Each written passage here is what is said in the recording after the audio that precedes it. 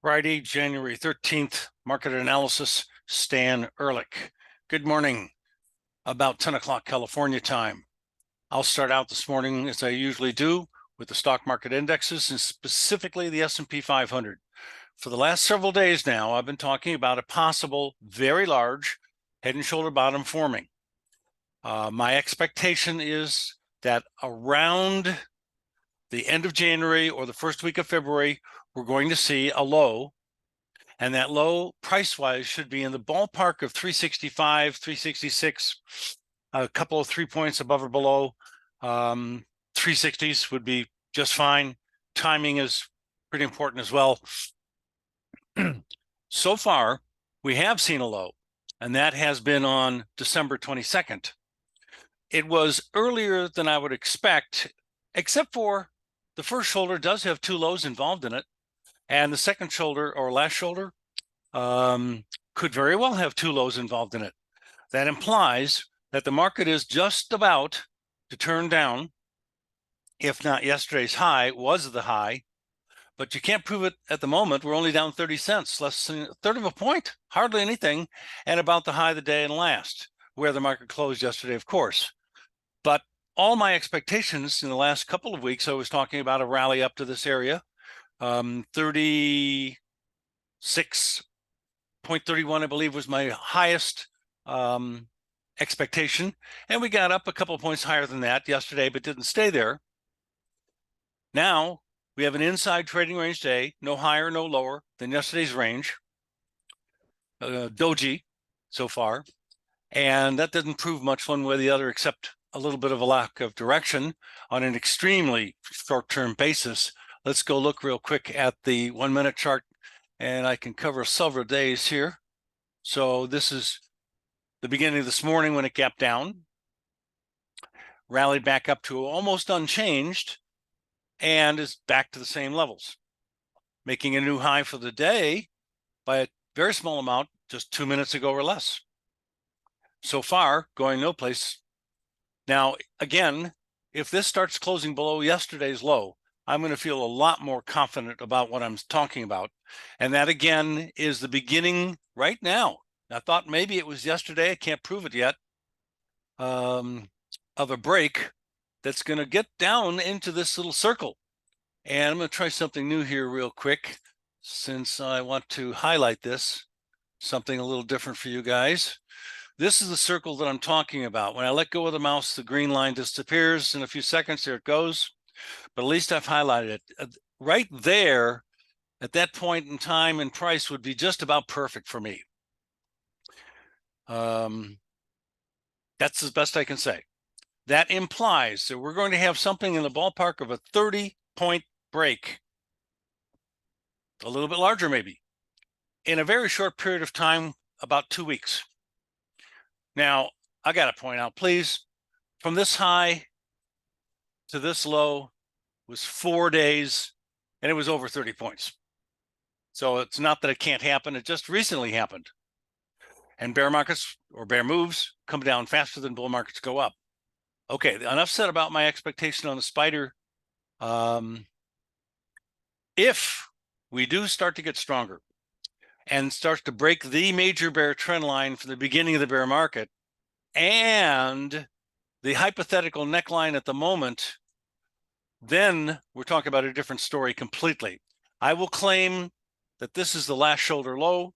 It was earlier than I expected. I didn't see it coming. And the pattern would have an objective that equals the distance from here to here. And then you measure it from the breakout, let's say in a week, up to wherever it is. And it is in the ballpark of all-time historic highs. Something in the ballpark of 450, 460, I think. Not important right now, but it is a major bull move if, again, the head and shoulder bottom works out one way or the other, like I'm describing. Either it's happened for the last shoulder already, and I don't know it, or we still have it coming, which would be more typical because the timing on these things are frequently symmetrical. The distance between the first shoulder over here in June and the October 13th day, which I pegged 2 months in advance, is the head of the formation, is typically equal to this distance. So you take this measurement, oops, I overdid it, to there, and then from there over to here, and look for a market turn in the case of a last shoulder turning point. Remains to be seen. We are close to overbought. That's good for me. I'm looking for a top. And we did top out several times, not necessarily getting officially overbought during this rally that we had up to the major bear trend line. And that was on that date, which also, that's why the green circle is there. I talked about in advance and it turned down great. I kind of didn't expect all that, but whatever. Double topped out. So we got three important things that we do not want to see if I'm going to be correct at all about prices coming down into this circle soon. And that is, don't cross the bear trend line, don't cross the neckline, and sure as heck don't make new highs since what? September? No. That would not be indicative of a bear market in my opinion. That would have changed the story. So between here and here, things could change. I think that's a pretty detailed explanation of my head and shoulder expectation. You can see one way or the other, I'm expecting this market to bottom out.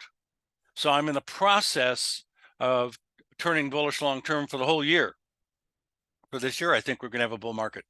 And a few months ago, I talked about early February, but it was way too early to be specific about it. But now, timing is right. This is the 13th, the middle of January. DIA, what are the parallels? There are plenty of them, as there should be.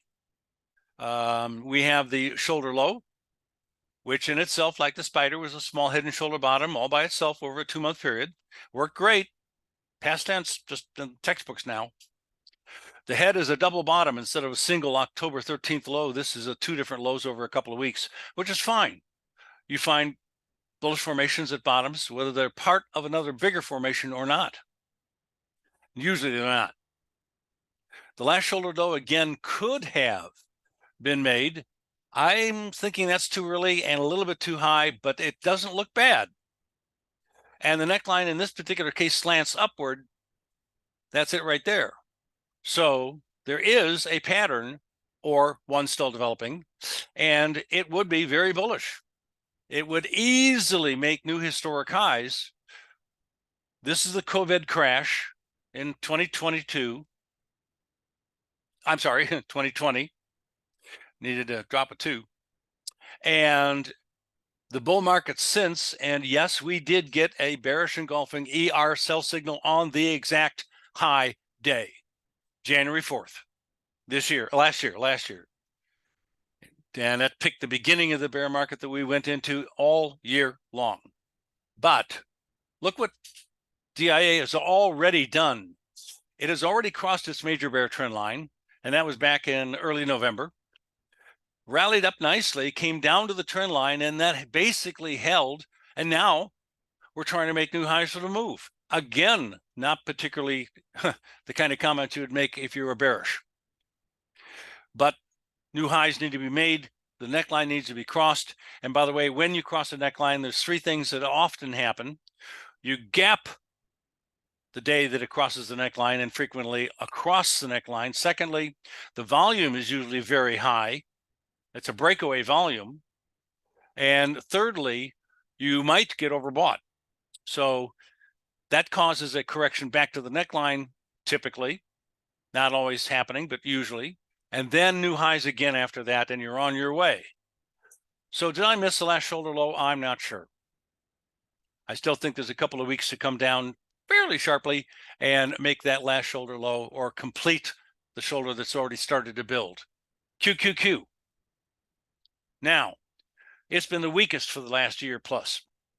Therefore, the last break we had, and we came out of a week ago, was already close to the lowest low for the bear market. If in the next couple of weeks we see this the indexes start to break down significantly and make a low lower than last week, last 2 weeks, but by a modest amount, not a lot, you're going to be at the historical lows for this bear market in QQQs, October 13th. So there's a possibility of a broad double bottom here, or maybe something else, but I doubt that you could call it a shoulder. It's too close to the same horizontal price level as the head. So double bottom could very well work out, period. It would be a big bullish formation. Now that's enough about the stock market indexes. I wanted to comment about the Russell 2000. It is already overbought for the last 2 days, yesterday and this morning. It is close to its very significant resistance area.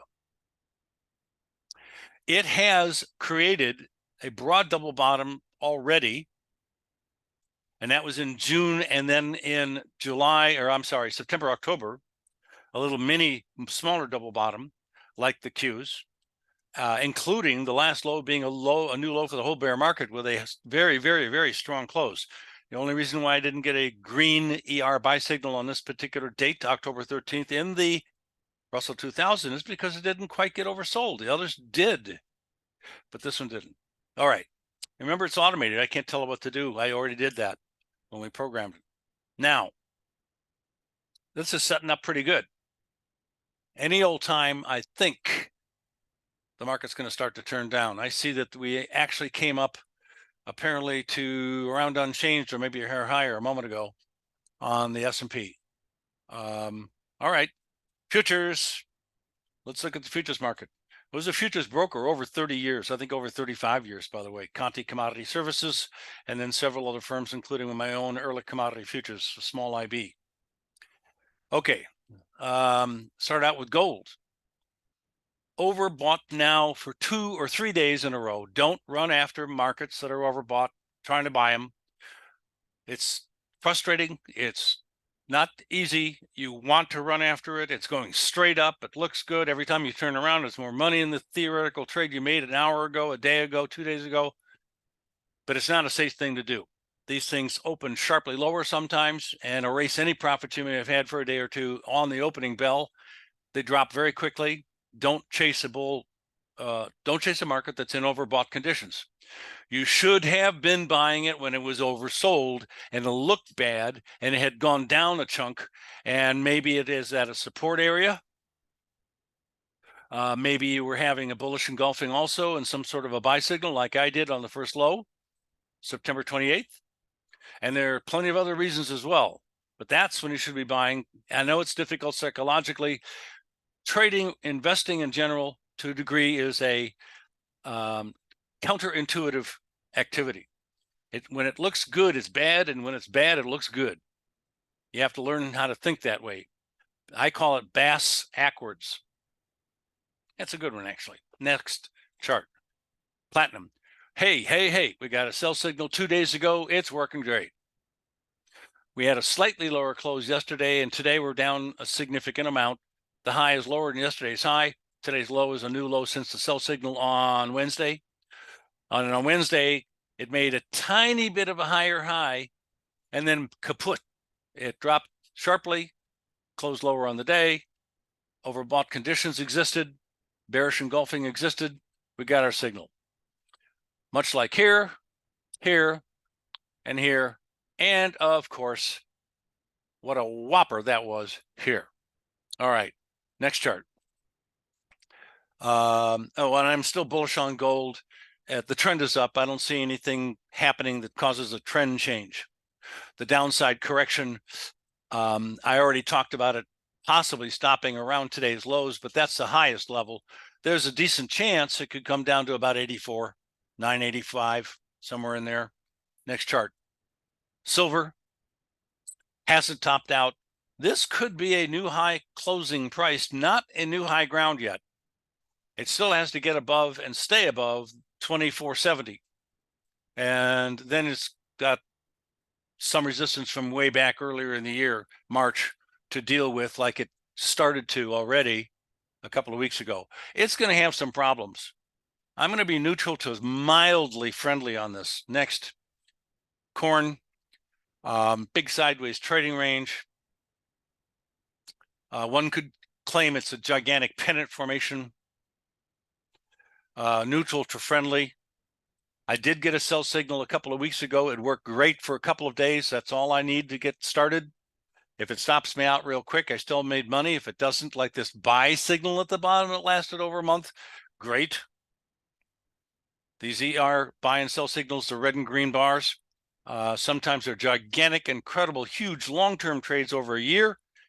And most of the time they're short-term trades, and they don't work all the time. I get stopped out real quick, lose a little bit of money usually when they don't work.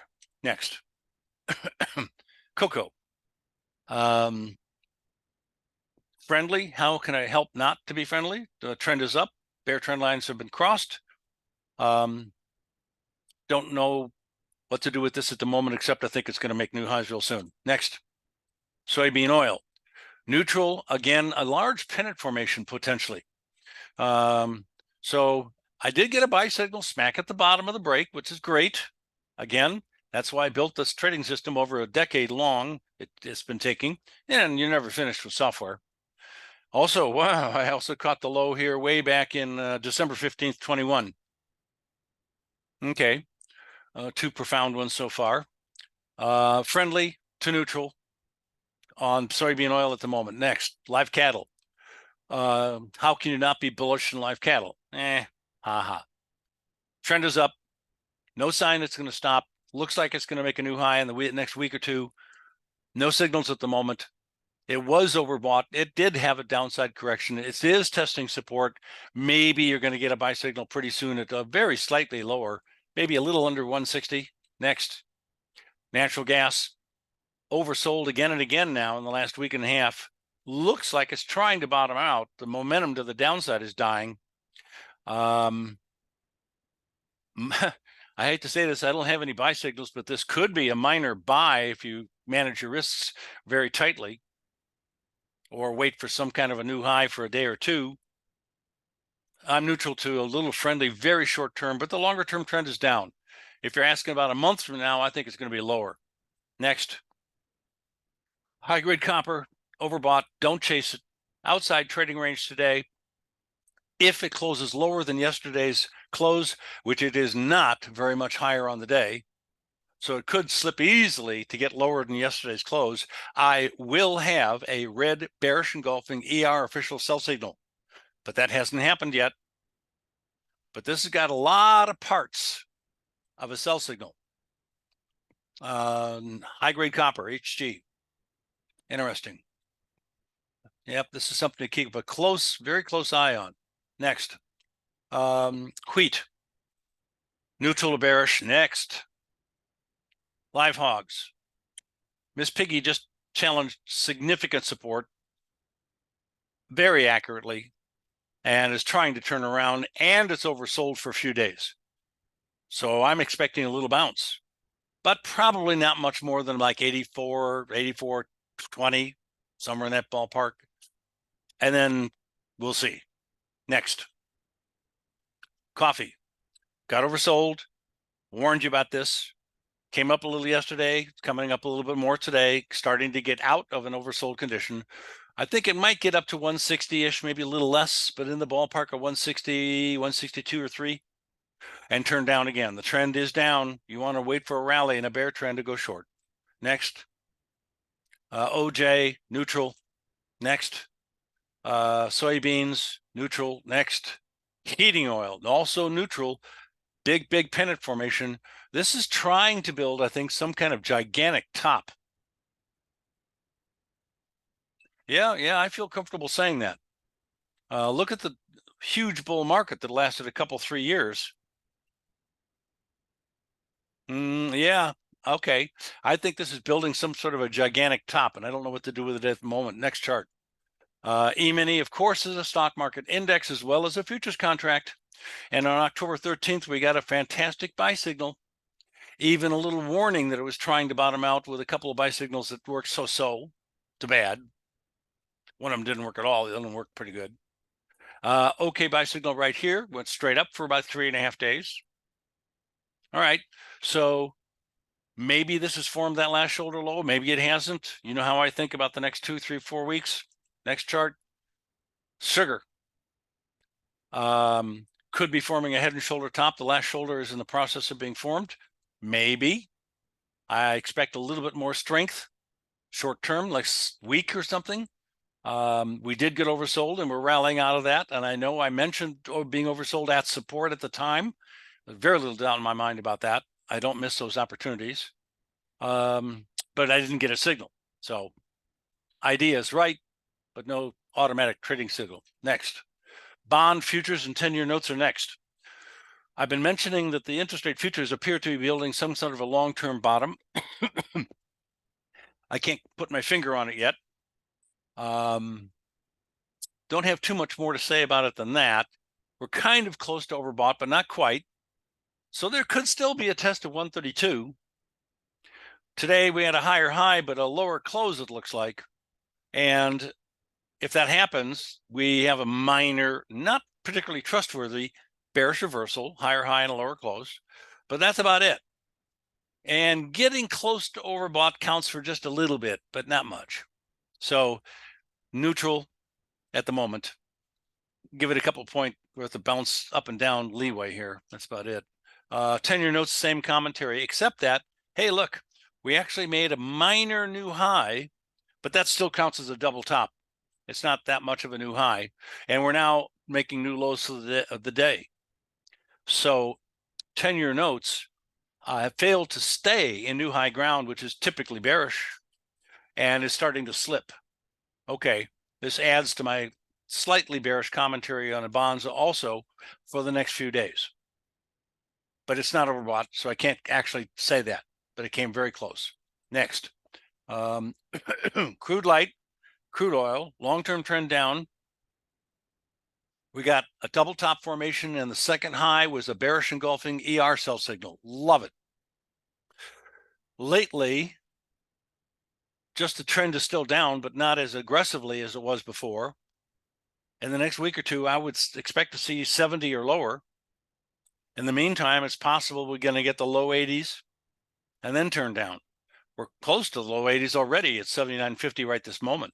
So I don't think the rally is going to go anywhere if there is more rally, and it looks like it could easily peter out.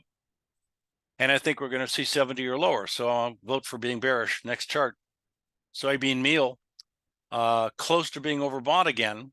The last time it got close to being overbought a couple of weeks ago, it did turn down for a few days, but the trend is up. Wait for a little bit of a dip, maybe back to 465-ish. And let's see if it'll head higher after that. It looks like it's performing a standard stair-step up kind of bull trend. The lows are higher than each other over a modest period of time, and the highs are higher typically than over the modest period of time. That defines a trend. Up. Next chart. Gold. We started out with gold. It's high and last. Getting more overbought. Don't run after it. This has been Stan Ehrlich. Talk to you on Monday. Have a great, we got a little partial holiday coming up, remember. Profitable trading to you. Signing off.